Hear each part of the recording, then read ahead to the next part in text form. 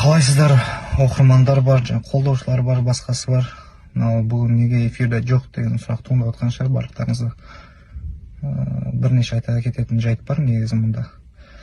Біріншіден мен жұмыс барысы, мен Астана қаласында болды данный момент.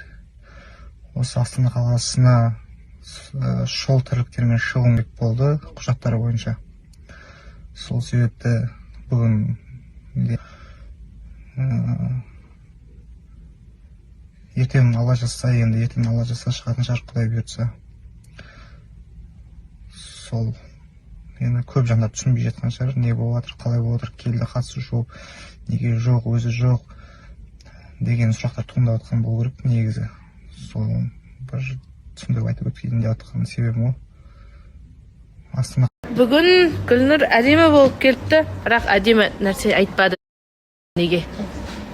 Саламатсыздар ма? Біріншіден көрермендерге кешірім сұраймын үшін, просто мен өзімнің эмоциямды ұстай алмай қалдым. Негізі эмоциямды ұстай алмай қалсам, осылай айтып жүремін. Ондай моменттер бар. Өйткені нерв тиіп тұрады. Бір моменттер болды, раздражающий моменттер. Мен соны ішімде сақтап қала алмаймын. До такой степени либо айтып шығарып тастауым керек, либо ішімде қалатын болса, ол жағым кәдімгі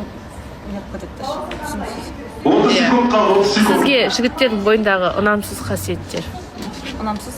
Біразын бірақ айтып тастаған сияқтысыз бүгін. Маған салбырақ. Маған спортқа жақын, өзім де спортқа жақын ғой, сондықтан өзіне қарап қалған ухоженный жігіттер ұнайды ма? Күшті бір прямо ароматный, әзірі иіс шыққан жігіттер прямо.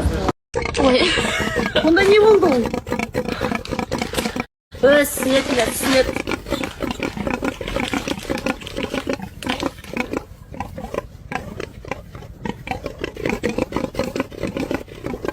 Қалды деп. Негізі, микрофонды кім Айгүл тарапына бежіргеннен менде жыным келіп кетті. Ой, аттан әлет қоразғали деп айтып жүрдім шынымен де. Естіген де бар.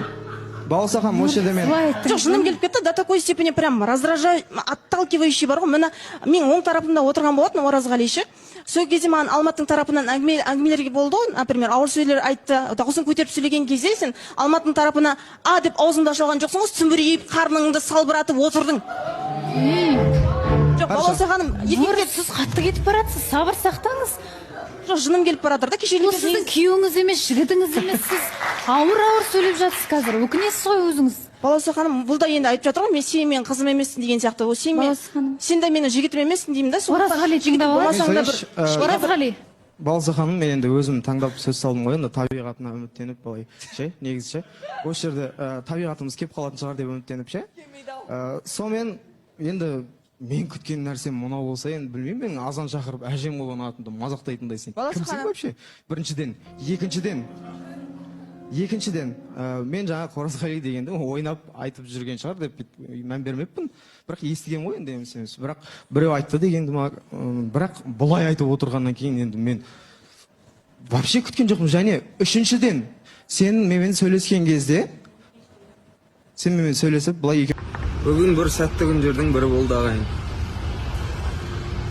Мен енді ешкім туралы жаман сөз айта алмайды екенмін. Бірақ өзіме қайырсыз адам екенін түсіндім да.